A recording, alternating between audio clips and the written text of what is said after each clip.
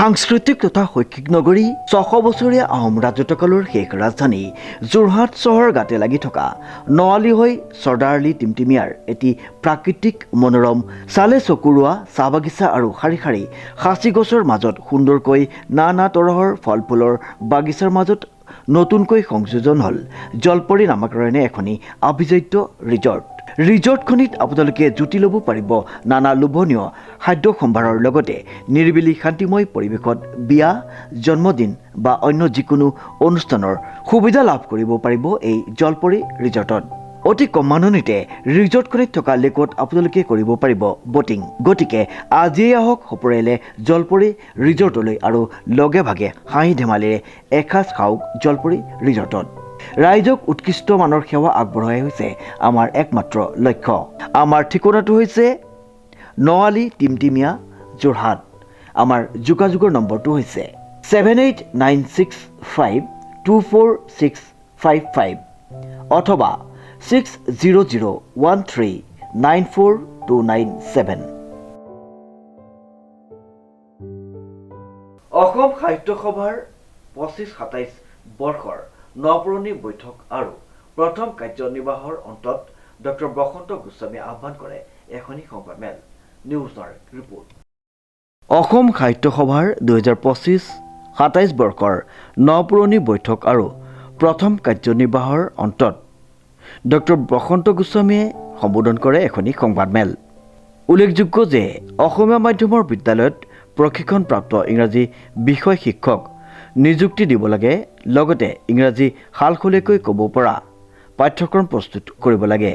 প্ৰশাসনীয় ভাষা প্ৰচলনৰ কাৰণে আইনখনৰ ৩য় ছেদৰ যথাৰ্থ কাৰ্যকৰীকৰণৰ বাবে বিভাগবোৰৰ পৰা প্ৰতিবেদন বিচাৰিব লাগে।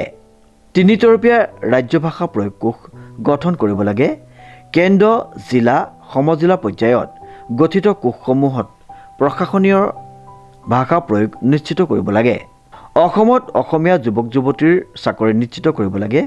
কোনো বহিৰাগতেই যাতে অসমত চাকৰি লাভ নকৰে তাক লৈ গুৰুত্ব দিব লাগে। ২০২৫ বৰ্ষটো চৰকাৰে গ্ৰন্থ বৰ্ষ হিচাপে পালন কৰাৰ বাবে ধন্যবাদ জ্ঞাপন কৰে উক্ত সংবাদমেলৰ জৰিয়তে। মাত্ৰাটো নাইকিয়া হ'ব পাৰে আৰু প্ৰশাসনীয় ভাষা প্ৰচলনৰ কাৰণে যিখন আইন চৰকাৰে কৰিলে তাৰ ৩য় ছেদত যথাৰ্থ যদি কাৰ্যকৰীকৰণ কৰে তেতিয়াহ'লে চৰকাৰে এই বিভিন্ন কাৰ্যালয়বিলাকৰ পৰা সময়ে সময়ে প্ৰতিবেদন বিচাৰি ল'ব পাৰে। সেই আইনখন কাৰ্যকৰী কৰিলে ৩তৰপীয়াকৈ ৰাজ্য ভাষাৰ প্ৰচাৰ আৰু প্ৰসাৰৰ কোষ তৈয়াৰ কৰিব লাগে। এক হ'ল কেন্দ্ৰ, জিলা আৰু সমজিলা। এই তিনিটাৰ মাজত এটা সমন্বয় সাধন কৰিবৰ কাৰণে যত্ন কৰিব লাগে আৰু চৰকাৰে এটা নিশ্চিত হ'ব লাগে যে ৰাজভাষাটো প্ৰকৃততে প্ৰয়োগ হৈছে নাই। তাৰ লগতে এইটো বৰ গুৰুত্বপূৰ্ণ কথা হৈ গ'ল যে ২৫ বৰ্ষটো গ্ৰন্থ বৰ্ষ হিচাপে পালন কৰিবৰ কাৰণে চৰকাৰে আমাক আহ্বান জনাইছে। গতিকে আমি আজি যিখন সভা পাতিলোঁ এই সভাত কিন্তু আমি গামোচা দিয়া নাই, গ্ৰন্থহে উপহাৰ দিছোঁ। প্ৰায় ২৫০খন গ্ৰন্থ আমাক আজি লগা হৈছিল। সেই ২৫০খন গ্ৰন্থ উপহাৰ দি আমি এটা আদৰ্শ দেখুৱাইছোঁ যে গ্ৰন্থৰ সভা সমিতিত যদি কিনে, আমাৰ কৰ্মচাৰী পৰিষদে যদি কিনে, আপোনালোকে শুনি সুখী হ'ব যে অসম কৰ্মচাৰী পৰিষদলৈ মই চিঠি পত্ৰ দি ফোনেৰে যোগাযোগ কৰিছোঁ।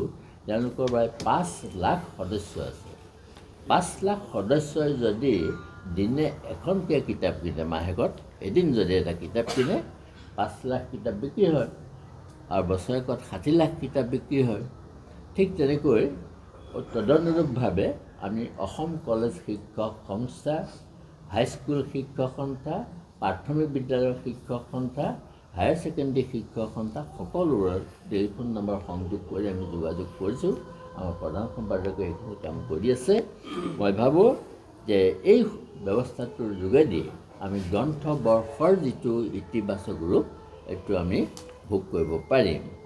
তাৰ উপৰিও আৰু এটা অসমীয়া মাধ্যমত ছাত্ৰ ছাত্ৰী কমি যোৱাৰ কাৰণ বিচাৰিবৰ বাবে বিদ্যায়তনিক পৰিষদ গঠন কৰিবলৈ আহ্বান মহাপুৰুষ শ্ৰীমন্ত শংকৰদেৱৰ ৰচনাৱলী ইংৰাজী আৰু হিন্দী সংস্কৰণ প্ৰকাশ কৰিব লাগে প্ৰতিখন মহাবিদ্যালয় বিশ্ববিদ্যালয়ত সাহিত্য সভাৰ গোট গঠন কৰিব লাগে নৱপ্ৰজন্মক সাহিত্য সভামুখী কৰিবলৈ এই চিন্তা ডিমাপুৰ আৰু কহিমাত অৱস্থিত সাহিত্য সভাৰ ভূমিত অসম ভৱন নিৰ্মাণ কৰিবলৈ চৰকাৰলৈ পত্ৰ প্ৰেৰণ এতিয়াৰ পৰা সভাৰ সকলো বিত্তীয় লেনদেন অনলাইন যোগে কৰা হ'ব এনেদৰে সংবাদ মাধ্যমৰ জৰিয়তে সদৰি কৰে উক্ত সংবাদমেলখনিত আমি কালি সিদ্ধান্ত কৰিছিলোঁ আজি অনুমোদন আমি ল'লোঁ এতিয়া আপোনালোকে জানে যে আমাৰ চৰকাৰে যেতিয়া অসমীয়া মাধ্যমটো বাধ্যতামূলক কৰি দিলে অসমীয়া প্ৰশাসনিক ভাষাটো বাধ্যতা কৰি দিলে দিয়াৰ লগে লগে কি হৈ পৰিল গোটেই চৰকাৰী যন্ত্ৰত এটা হোৱা দোৱা পৰিৱেশৰ সৃষ্টি হৈছে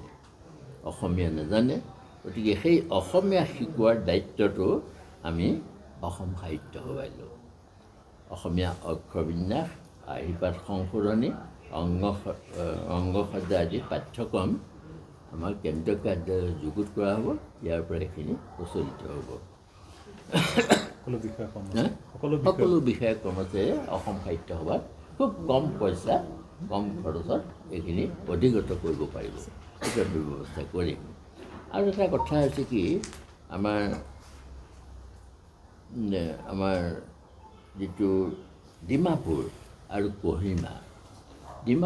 কহিমাত আমাৰ অলপ মাটি আছে ঘৰ দুৱাৰ আছে কহিমাত একঠা যোগ মাটি আছে একঠাতকৈ অধিক আছে আৰু বাকীখিনি চব মানুহে হেৰি কৰিলে আৰু ডিমাপুৰত আমাৰ এবিঘাতকৈ বেছি মাটি আছে ডিমাপুৰত নামঘৰ আছে স্কুল আছে অফিচ আছে এতিয়া সেইবিলাক ঠাইত অসমীয়া মানুহ প্ৰায় নাইকিয়া হৈ আহিছে আপোনালোকে জানে বোধ কৰোঁ যে এতিয়া যদি আপুনি ডিমাপুৰলৈ যায় কেৱল অসম সাহিত্য সভা ছাইনবোৰ্ডখন দেখি মনটো ভাল লাগি অহাৰ বাহিৰে তাত একো নাই কহিমাটোত ঠিক তেনে একেই অৱস্থা গতিকে তেওঁলোকে কৈছে যিখিনি ৩-৪জন অসমীয়া মানুহ আছে তেওঁলোকে কৈছে যে এই ঘৰখিনি আমি বিক্ৰীও কৰিব পাৰোঁ হস্তান্তৰো কৰিব নোৱাৰোঁ তেওঁলোকে এলটমেণ্ট লিষ্ট যিখনকৈ মই চাইছিলোঁ তাত এইটো কথা লিখা আছে গতিকে মই অসম চৰকাৰৰ লগত কথা পাতিছোঁ মানে মৌখিকভাৱে পতা নাই মই মেইল যোগে এই তথ্যখিনি দি তেওঁলোকক দিছোঁ যাতে এইটো অকল চৰকাৰেহে কৰিব পাৰিব চৰকাৰে যদি এই কামটো কৰি তেওঁলোকৰ অসম হাউচ কৰক তাত আৰু ওপৰত 2টা ফ্লেট অসম সাহিত্য সভাক দি দিয়ক এইটোত এগ্ৰী কৰি চৰকাৰৰ লগত যোগাযোগ কৰা হৈছে আৰু এইখিনিয়ে হৈছিলে আমাৰ আজিৰ দিনটোৰ খুব এটা আন্তৰিকতাৰে কৰা আলোচনা আৰু শেষৰ কথাটো হৈছে কি অসমত অসমীয়া ভাষাটো এতিয়া যেনেকৈ বিপৰ্যয়ৰ সন্মুখীন হৈছে অন্যান্য মাতৃভাষাবিলাকো বৰ বিপৰ্যয়ৰ সন্মুখীন হৈছে যিবিলাক মাতৃভাষা আছে মই এটা এছেছ কৰি চাইছিলোঁ এই প্ৰতিটো জনগোষ্ঠীৰ ভাষাই এতিয়া মাতৃভাষাই এতিয়া অস্তিত্বৰ সংকটত ভুগিছে 2021 চনৰ লোকপিয়লৰ প্ৰতিবেদনে কাৰ্বি আংলঙত 1.64% কাৰ্বি ভাষী আছে 1.64% কাৰ্বি আংলঙতে কাৰ্বি ভাষাভাষী লোক আৰু চাওতালী ভাষাভাষী লোক 0.68% কিমান কমি গৈছে ঠিক তেনেকৈ মণিপুৰী অসমত মণিপুৰীৰ সংখ্যাটো হ'ল 0.58% ঠিক তেনেকৈ 2003 চনত আপোনালোক সকলোৱে জানে যে বড়ো ভাষাটোৱে ভাষাৰূপে স্বীকৃতি পাইছিল এতিয়া আপোনালোক বড়ো ভাষালৈ যাওক তেওঁলোকে অজস্ৰ কাম কৰিছে চৰকাৰক অজস্ৰ পইচা দিছে তেওঁলোকৰ অধিৱেশন যিখন পাতে অসমীয়া মানুহে গৈ তাৰ পৰা শিক্ষাও ল'ব লাগে আচলতে ইমান সুন্দৰ প্ৰথমতে পাতে কিন্তু তেওঁলোকে এতিয়া বিপদৰ সন্মুখীন হৈছে কাৰণ বড়ো ভাষাভাষী কোৱা লোকৰ সংখ্যা লাহে লাহে কমি আহিছে গতিকে এইখিনি মই কথা আপোনাসকলৰ ওচৰত অৱতাৰণা কৰি শ্ৰীমন্ত মাধৱ বৰুৱাৰ ৰিপৰ্ট নিউজ নাও।